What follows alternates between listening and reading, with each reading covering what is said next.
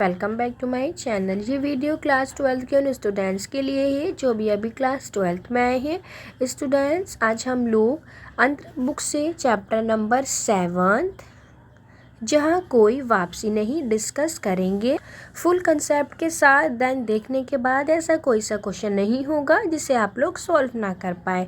Start करते हैं। लेखक का नाम आप लोग याद रखेंगे, निर्मल वर्मा है। क्या है स्टूडेंट्स? लेखक का नाम निर्मल वर्मा है। चैप्टर का नाम क्या है? जहाँ कोई वापसी नहीं, जिसमें हम समझेंगे कि किस तरह लेखक ने बताया है हमें स्टूडेंट्स की पर्यावरण संबंध विकास के नाम पर हम लोग क्या कर देते हैं, हम लोग पर्यावरण विनाश करते हैं। और इसके साथ साथ लेखक ने चैप्टर में स्टूडेंट्स विस्थापन संबंधी समस्या को भी चित्रित किया है। विस्थापन मतलब क्या होता है? एक स्थान से दूसरे स्थान पर जाना। स्टार्ट करते हैं मूल संवेदना से, जिसमें पाठ की विधि आपको क्या दे रखी है? यात्रा वृत्तांत दे रखी है, यानी एक व्यक्ति का अनुभव। याद रखेंगे आप लोग, बेसिकली एक व्यक्ति के अनुभव के बारे में हम पढ़ेंगे। मूल संवेदना दे रखी है कि प्रस्तुत पाठ में लेखक ने पर्यावरण संबंधी सरोकारों के साथ साथ विकास के नाम पर, कि हम लोग क्या करते हैं स्टूडेंट्स, विकास के नाम पर पर्यावरण संबंधी समस्याओं को उत्पन्न करते हैं। विनाश से उत्पन्न मनुष्य की विस्थापना संबंधित समस्याओं को भी चित्रित किया गया है कि लोगों को विस्थापन होना पड़ता है, एक जगह से दूसरी जगह जाना पड़ता है। हम लोग विकास के नाम पर मनुष्य की विस्थापना कर देते हैं। तो लेखक है वो ये बताना चाहते हैं कि विकास और पर्यावरण संबंधी सुरक्षा के बीच संतुलन ना बनाए रखा जाए। स्टूडेंट्स, आप याद रखेंगे, अगर हमने विकास और पर्यावरण में एक बैलेंस नहीं बनाया तो क्या होगा? हमें विस्थापन और पर्यावरण संबंधी समस्याएं आती रहेंगी, हमें समस्याओं का सामना करना पड़ेगा। पेड़ खत्म हो जाएंगे, जंगल साफ हो जाएंगे, बड़ी बड़ी इमारतें बिल्डिंगें खड़ी होती रहेंगी, जिससे काफ़ी सारी पर्यावरण समस्याएं उत्पन्न होंगी, जिससे केवल मनुष्य अपनी ज़मीन और घर से अलग नहीं होता। विस्थापन में क्या होता है स्टूडेंट्स? एक मनुष्य, एक इंसान ही अपनी ज़मीन और घर से अलग नहीं होता, बल्कि उसका परिवेश और जो उसकी संस्कृति है, उसका कल्चर है, वो भी हमेशा के लिए नष्ट हो जाता है। आई होप आपको ये शॉर्ट थीम समझ में आई होगी कि बेसिकली जहाँ कोई वापसी में नहीं, हम लोग क्या डिस्कस करने वाले हैं। स्टूडेंट्स, यहाँ से पाठ का सार शुरू होता है। इम्पोर्टेंट समरी स्टार्ट करते हैं। सबसे पहले इसके अंदर स्टूडेंट्स अमचर दे रखा है। अब ये अमचर का क्या मतलब है कि एक ऐसा गांव जो आम के पेड़ों से घिरा रहता था। आप याद रखेंगे, ये क्या है? एक ऐसा गांव है जो आम के पेड़ों से घिरा रहता था, जहां आम झड़ते थे जब से सरकारी घोषणा हुई। अब आप याद रखेंगे कि यहाँ क्या हुई है? सरकार की तरफ से घोषणा हुई है कि अमरोली प्रोजेक्ट के तहत यहाँ क्या होगा? अमरोली प्रोजेक्ट के तहत नवा गांव के अनेक गांव उजाड़ दिए जाएंगे, कि अब यहाँ प्रोजेक्ट का काम होगा जिसका नाम अमरोली है, और उसके अंदर क्या होगा? गांव को उजाड़ दिया जाएगा। तो तब से आम के पेड़ यहाँ पर सूखने लगे हैं, उन पर सूनापन छा गया है। क्यों स्टूडेंट्स? क्योंकि सरकारी घोषणा हुई है कि अमरोली प्रोजेक्ट में जो गांव हैं वो उजाड़ दिए जाएंगे। तो तब से वहाँ पर क्या हो गया है? सूनापन छा गया है। ठीक ही तो है, आदमी उजड़ेगा तो पेड़ जीवित रहकर क्या करेंगे? तो इसलिए यहाँ बोला गया है कि अगर आदमी ही उजड़ जाएगा प्रोजेक्ट के तहत, तो पेड़ जिंदा रह करके क्या करेंगे? क्योंकि अब तो वहाँ प्रोजेक्ट का काम होगा जो सरकार की तरफ से घोषणा की गई है, और गांव में तो काफ़ी लोग रहते हैं। अब वहाँ के लोग स्टूडेंट्स उजड़ जाएंगे तो पेड़ जीवित रह करके क्या करेंगे? आगे पढ़ते हैं। आई होप आपका डाउट क्लियर हुआ होगा कि अमचर क्या है। नेक्स्ट पढ़ते हैं, आधुनिक भारत के लिए नए शरणार्थी।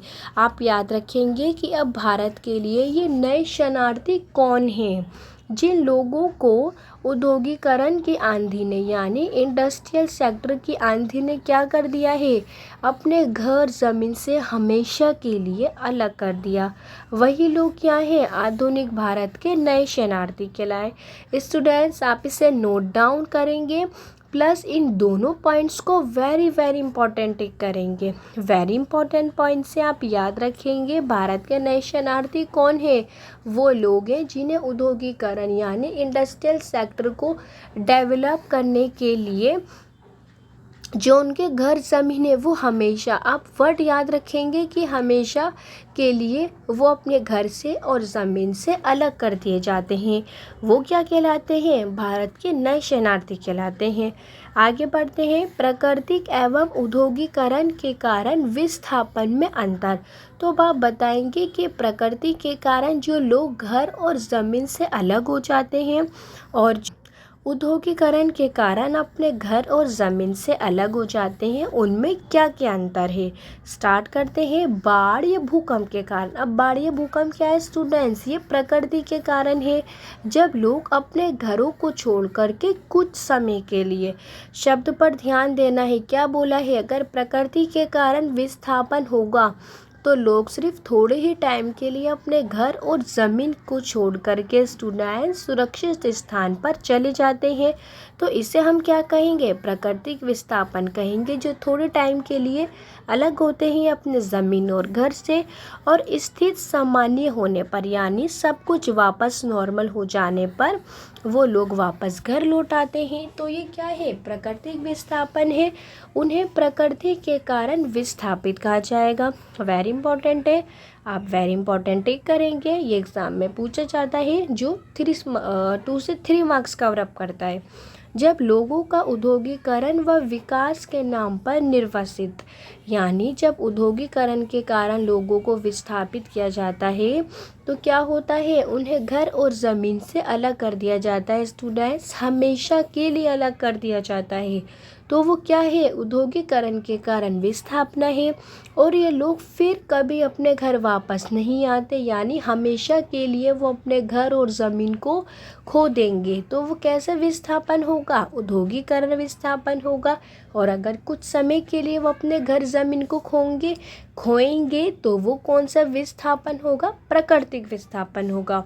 वेरी इंपॉर्टेंट है, आप लोगों को कंफ्यूज नहीं होना है। ये लोग फिर भी अपने घर वापस नहीं आ पाते हैं, क्योंकि उनकी जगह पर क्या होता है, बड़ी बड़ी बिल्डिंग बन चुकी होती हैं, इमारतें बन चुकी होती हैं।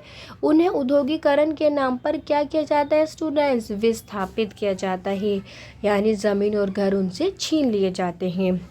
नेक्स्ट पॉइंट पढ़ते हैं, यूरोप एवं भारत की पर्यावरण संबंधी चिंताएं बतानी है कि इन्वायरमेंट को लेकर के यूरोप की क्या चिंता है और भारत की क्या चिंता है।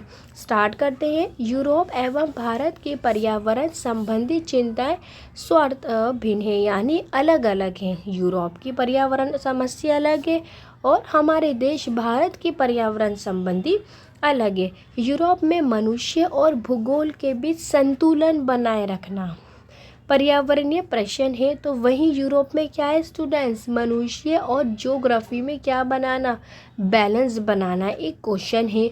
जबकि भारत में यही संतुलन मनुष्य और संस्कृति के बीच बनाए रखने का है। और जबकि हमारे भारत में क्या है, बैलेंस की हमें मनुष्य और हमारे कल्चर में क्या बिठाना है, आपस में संतुलन बिठाना है। आई होप आपको समझ में आया होगा। और जबकि यूरोप में क्या है, मनुष्य और ज्योग्राफी में बैलेंस बिठाना है। आगे बढ़ते हैं, सिंगरौली की उर्वरा भूमि अपने के लिए अभिशाप। अब स्टूडेंट्स यहाँ पे सिंगरौली की उर्वरा भूमि की बात की गई है, जो अपने लिए क्या है, जो अपने लिए अभिशाप है, यानी ठीक नहीं है। तो सिंगरौली की भूमि स्टूडेंट्स, ये जगह का नाम है, इतनी उर्वरा और जंगल यहाँ के इतने समृद्ध हैं, यानी इतने डेवलप है कि उनके सहारे शताब्दियों से हजारों वनवासी और किसान अपना भरण पोषण करते थे। आप लोग याद रखेंगे कि सिंगरौली जगह के क्या है स्टूडेंट, जो जंगल है वो बहुत क्या है, समृद्ध है, डेवलप है। और जबकि आज सिंगरौली की वही अतुलनीय संपदा उसके लिए अभिशाप बन गई है। वो कैसे बन गई है? क्योंकि आज वहाँ पर बड़ी बड़ी बिल्डिंग्स खड़ी कर दी गई हैं, तो अब वहाँ इतने समृद्ध जंगल नहीं हैं। तभी तो दिल्ली के सत्ताधारी और उद्योगपतियों की आंखों से सिंगरौली की अपार संपदा में छुप नहीं पाई। तो क्या बोला है स्टूडेंट, जो दिल्ली के सत्ताधारी वर्ग है, शासन वर्ग है, और जो बड़े बड़े उद्योगपति हैं, जो बिजनेसमैन हैं, वो उनकी आंखों से जो सिंगरौली की ये संपदा है वो नहीं छुप पाई है। किन से नहीं छुप पाई है? बड़े बड़े उद्योगपतियों से, बिजनेसमैन से। तो आगे क्या बोला है स्टूडेंट्स, कि सिंगरौली जो अपने प्राकृतिक सौंदर्य के कारण यानी वो अपने प्रकृति के सौंदर्य के कारण, बेकुंठ और अकेलेपन के कारण काला पानी माना जाता था। क्योंकि अब वहाँ क्या हुआ है, बड़े बड़े बिल्डिंग्स को डेवलप कर दिया गया है, और अब वो क्या है, आज मानचित्र पर उसे शो किया गया है।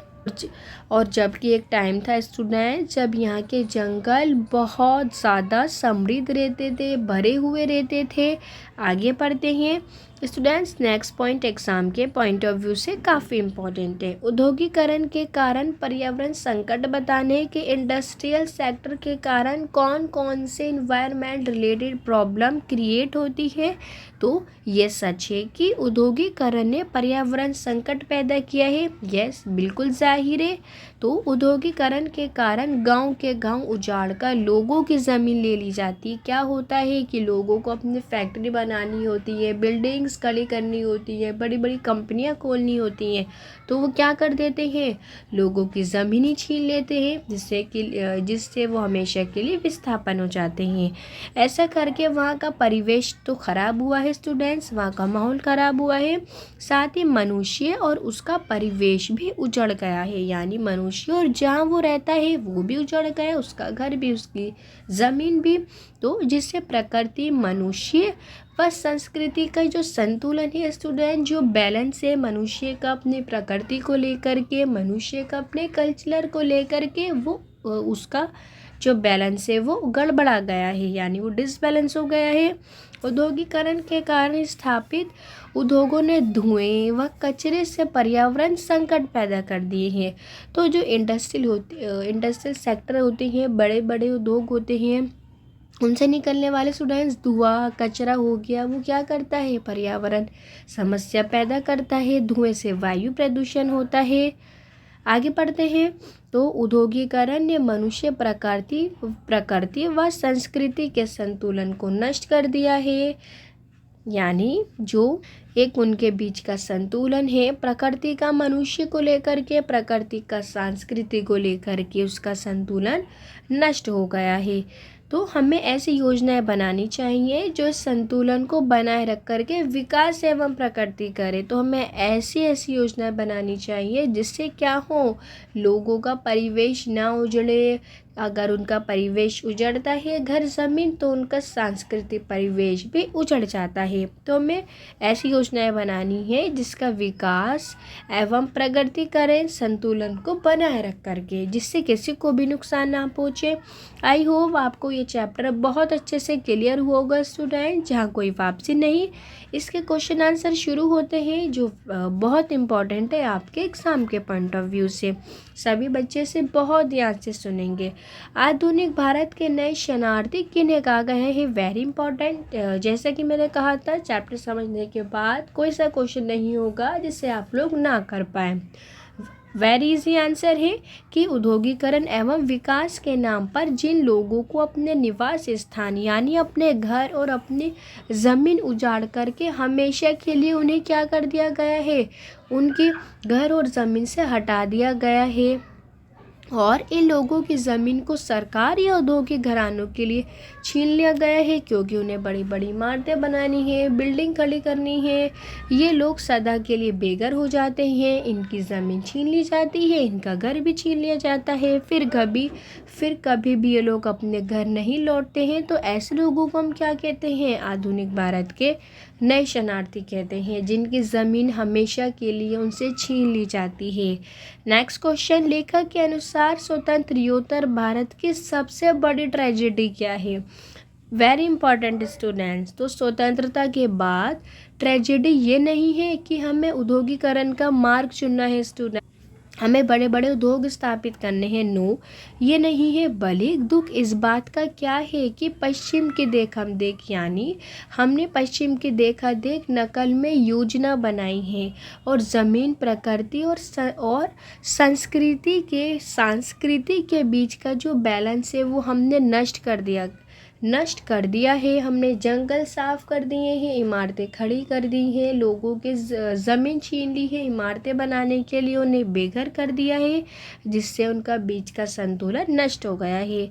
यदि हम पश्चिम की नकल किए बिना मर्यादाओं के आधार पर, तो बोला गया है ये सब हमने पश्चिम की नकल की है पश्चिमी मर्यादाओं के आधार पर, यानी हम बिना नकल किए अपनी मर्यादाओं को, अपनी लिमिट्स को ध्यान में रखते हुए औद्योगिक विकास का ढांचा तैयार करते स्टूडेंट्स, तो हम इस संतुलन को नष्ट करने से बचा सकते थे।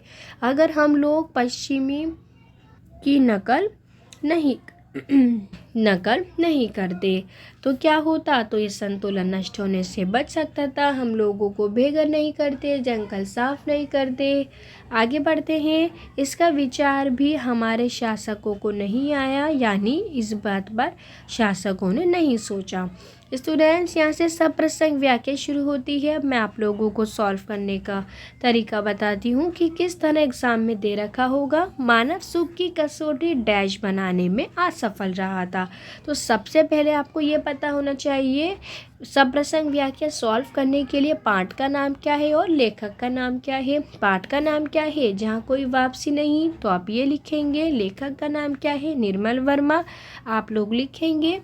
उसके बाद सधर्म लिखा जाता है स्टूडेंट, जिसमें हम बताते हैं कि पंक्तियों के माध्यम से क्या कहा गया है। तो प्रस्तुत पाठ में लेखक ने औद्योगिकरण के कारण होने वाले दुष्परिणामों पर प्रकाश डाला है कि हमने बड़े बड़े फैक्ट्रीज, इंडस्ट्रीज़ को क्या करा है स्टूडेंट्स, डेवलप किया है, और जिसकी वजह से लेखक ने दुष्परिणामों पर यानी उसके बुरे प्रभावों पर प्रकाश डाला है। साथ ही भारतीय परिस्थितियों की विशेषताओं का भी वर्णन किया है, हमारे भारत की परिस्थिति का। आगे बढ़ते हैं। व्याख्या 3 मार्क्स कवर अप करती है स्टूडेंट्स एग्जाम के पॉइंट ऑफ व्यू से, कि वर्तमान समय में मानव सुख की कसौटी ज़रूरतों के स्थान पर भौतिक सुख पर क्या है, आधारित है। आप लोग याद रखेंगे कि वे सुख की कसौटी के ज़रूरतों के स्थान पर भौतिक सुखों पर आधारित है। आगे बढ़ते हैं कि स्वतंत्रता के बाद भारत ने भी पश्चिम की नकल की है। उसकी देख क्या करा है, प्रकृति को नष्ट किया है, जंगल साफ कर दिए हैं, पेड़ कटवा दिए हैं, विकास का मार्ग चुना है। तो उन्होंने नष्ट करके प्रकृति को विकास का मार्ग चुना है, जबकि हमें प्रकृति को बनाए रखना भी विकास का रास्ता चुन सकते थे, यानी हम ऐसा रास्ता भी चुन सकते थे जिससे प्रकृति को कोई भी नष्ट ना पहुँचे। भारतीय संस्कृति एवं सभ्यता के कारण ये मार्ग हमारे लिए उपयुक्त भी था। तो क्या बोला गया है कि भारतीय कल्चर को में ध्यान में रखते हुए ये मार्ग हमारे लिए सबसे उचित था। पश्चिमी देश इस विकल्प को खो चुके हैं, तो हमें भारत में भौतिकवादी संस्कृति न होने के कारण ही अंग्रेज भारत को अपनी संस्कृति कॉलोनी बनाने में असफल रहे। तो इस तरह स्टूडेंट्स बोला गया है कि जो अंग्रेज़ है वो भारत को अपनी संस्कृति यानी अपने कल्चर बनाने में क्या रहा है, असफल रहा है, क्योंकि भारत अपना कल्चर नहीं भूला है। विशेष पढ़ते हैं। विशेष में आप लिखेंगे कि कौन कौन से परिणाम निकले हैं। तो औद्योगिकरण के दुष्परिणामों पर यहाँ प्रकाश डाला है। उद्योग के कारण भारतीय समाज की विशेषताओं का वर्णन करते हुए उसकी भूलों को स्पष्ट किया गया है कि भारत को पश्चिम की नकल नहीं करनी चाहिए थी। आगे पढ़ते हैं स्टूडेंट्स। वेरी इंपॉर्टेंट कि अमजर से आप क्या समझते हैं, अमजर गांव में सूनापन क्यों है। तो सबसे पहले आप लोग क्या लिखेंगे कि अमजर से अभिप्राय क्या है, आम के पेड़ों से घिरा हुआ गांव है जहां आम झड़ते हैं। तो अमजर 2 शब्दों से मिलकर बना है स्टूडेंट्स, आम तथा झरना, यानी आम का झरना, जिस गांव में से आम झड़ते हैं।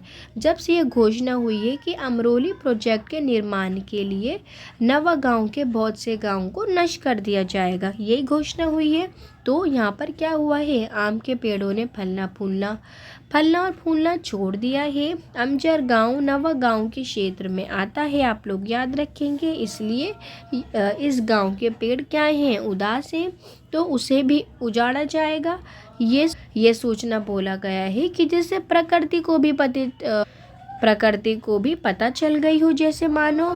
तो इसलिए यहाँ पर क्या है स्टूडेंट्स, अमजर गांव में सूनापन है, पेड़ सूखने लगे हैं, मानो लोगों की तरह मूक सत्याग्रह कर रहे हैं। यानी वो बुरी तरह क्या है, उदास है, जिससे प्रकृति को भी पता चल गया होगी वो उजड़ने वाला है। नेक्स्ट क्वेश्चन, जहाँ कोई वापसी नहीं पार्ट में आधुनिक भारत के नए शरणार्थी किन्हें कहा गया है और क्यों। स्टूडेंट्स, ये क्वेश्चन ऑलरेडी डिस्कस हो चुका है, हम इसे काफ़ी टाइम पढ़ चुके हैं।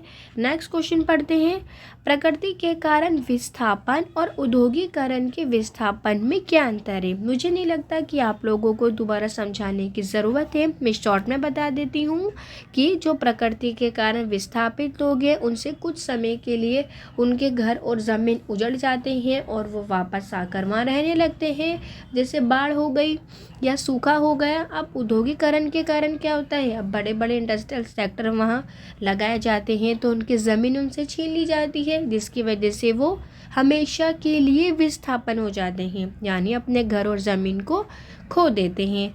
नेक्स्ट क्वेश्चन पढ़ते हैं, यूरोप और भारत की पर्यावरण संबंधी चिंताएं किस प्रकार भिन्न हैं। अगेन वेरी सिंपल, तो आप क्या लिखेंगे कि भारत और यूरोप में जो पर्यावरण का स्टूडेंट्स क्वेश्चन है उसे देखने का नज़रिया है वो अलग अलग है। यूरोप में लोगों का मानव और ज्योग्राफी के मध्य बढ़ रहे असंतुलन को लेकर चिंता है, आप याद रखेंगे। यूरोप में मनुष्य और भूगोल यानी ज्योग्राफी को लेकर के क्या है, संतुलन नहीं है। और जबकि भारत में क्या है, भारत इसके विपरीत है, यानी अपोजिट है। यहाँ पर्यावरण चिंताएं मानव और संस्कृति के मध्य समाप्त हो रहे पारंपरिक संबंध से है। बेसिकली यहाँ पर मानव, संस्कृति और पर्यावरण को लेकर क्या है, असंतुलन है। हमारे यहाँ संस्कृति हमारे पर्यावरण से जुड़ी हुई है, हमारा कल्चर हमारे पर्यावरण से जुड़ा हुआ है। पर्यावरण विद्यमान नहीं रहेगा तो संस्कृति भी अपना अस्तित्व खो देगी स्टूडेंट्स। अगर हमारा इन्वायरमेंट ही शामिल नहीं रहेगा तो हमारा कल्चर भी अपना अस्तित्व खो देगा। तो यहाँ प्रकृति को मानव संस्कारों से जोड़ा जाता है, आप याद रखेंगे कि भारत की प्रकृति को मानव संस्कारों से, मानव संस्कृति को, कल्चर को जोड़ा जाता है। वेरी इंपॉर्टेंट था स्टूडेंट्स, आप इसे ध्यान रखेंगे। स्टूडेंट्स, ये क्वेश्चन पीडीएफ में रिपीट हुआ है, ये हम लोग ऑलरेडी डिस्कस कर चुके हैं। नेक्स्ट क्वेश्चन पढ़ते हैं, औद्योगिकरण ने पर्यावरण का संकट पैदा कर दिया है। यस ऑब्वियसली, क्यों और कैसे, जहाँ कोई वापसी के आधार पर बताना है। वेरी इजी स्टूडेंट्स, कि औद्योगिकरण पर्यावरण का संकट पैदा करने में क्या है, सबसे बड़ा कारण है। औद्योगिकरण के कारण क्या होता है, प्राकृतिक वनस्पति को नष्ट किया जाता है, क्योंकि हम लोग बिल्डिंग्स खड़े करने के लिए जंगल साफ कर देते हैं, वनों को बड़े पैमानों पर कटाई होती है। औद्योगिकरण के लिए सरकार ने उपजाऊ भूमि तथा वहाँ के परिवेश को नष्ट कर डाला है, क्योंकि उन्हें इंडस्ट्रियल सेक्टर जो स्थापित करने होते हैं। इसका ये प्रभाव पड़ा है कि प्रकृति का संतुलन स्टूडेंट्स बिगड़ गया है, वन साफ होते जा रहे हैं, पेड़ों को हम काट रहे हैं।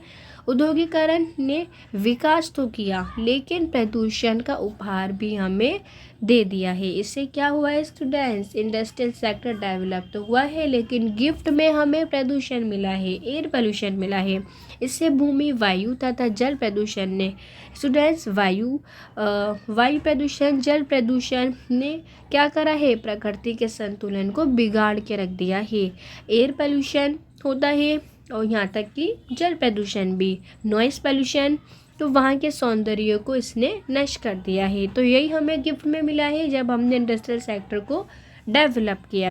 वेरी वेरी इंपॉर्टेंट स्टूडेंट्स, अगर आदमी उजड़ेंगे तो पेड़ जीवित रहकर क्या करेंगे, इस पंक्ति का आशय स्पष्ट करना है। स्टार्ट करते हैं, जो 3 मार्क्स कवर अप करता है। इस पंक्ति में लेखक ने अमजर गांव की दशा का वर्णन किया है। यस ऑब्वियसली, रिप्रेजेंट किया है स्टूडेंट्स, प्रोजेक्ट शुरू होने पर प्रकृति और मानव जो हैं वो दोनों सूखने लगते हैं। यही होता है स्टूडेंट, जब कोई प्रोजेक्ट शुरू करते हैं तो हम प्रकृति को नुकसान पहुंचाते हैं। प्रकृति तथा मनुष्य का क्या है, बहुत गहरा संबंध है। मनुष्य हमेशा से प्रकृति के साथ तालमेल बिठाकर जिया है। अपने आसपास के एनवायरनमेंट के साथ हमें ऑक्सीजन मिलती है, पेड़ पौधे हैं। यदि मनुष्य दुखी होता है तो इसका असर प्रकृति पर भी पड़ेगा।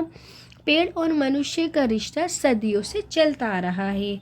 Very good point. आगे पढ़ते हैं। पेड़ों ने मनुष्य सभ्यता को बढ़ाया ही नहीं, आप याद रखेंगे, बल्कि उनका पालन पोषण भी किया है। स्टूडेंट्स, यहाँ पेड़ की बात हो रही है। अतः अब मनुष्य या अपने परिवेश से अगर हटा दिया जाएगा तो पेड़ प्रसन्न रह सकेंगे। यानी जब वहाँ मनुष्य से ज़मीन और घर उजाड़ दिया जाएगा तो पेड़ जीवित रह कर के क्या करेंगे। आई होप अब आप लोगों को इस लाइन का मतलब समझ में आया होगा। आगे बढ़ते हैं। यही कारण है कि आदमी के उजड़ने पर पेड़ों का जीवित रहना संभव नहीं है, यानी इम्पॉसिबल है। लोग ही उजड़ जाएंगे तो पेड़ जिंदा रह के क्या करेंगे। आई होप स्टूडेंट्स ये चैप्टर आप लोगों को क्लियर हुआ होगा फुल कंसेप्ट के साथ, जिनमें हमने एग्ज़ाम में आने वाले क्वेश्चन को डिस्कस करा है कि किस तरह एग्ज़ाम में क्वेश्चन पूछे जाते हैं। चैप्टर की short summary and then full summary को सब कुछ ऑलरेडी डिस्कस हो चुका है। तो यहाँ से वीडियो होती है कंप्लीट प्लस चैप्टर, जहाँ कोई वापसी नहीं। Thanks for watching. Then next video में हम लोग आगे के चैप्टर को कंटिन्यू करेंगे।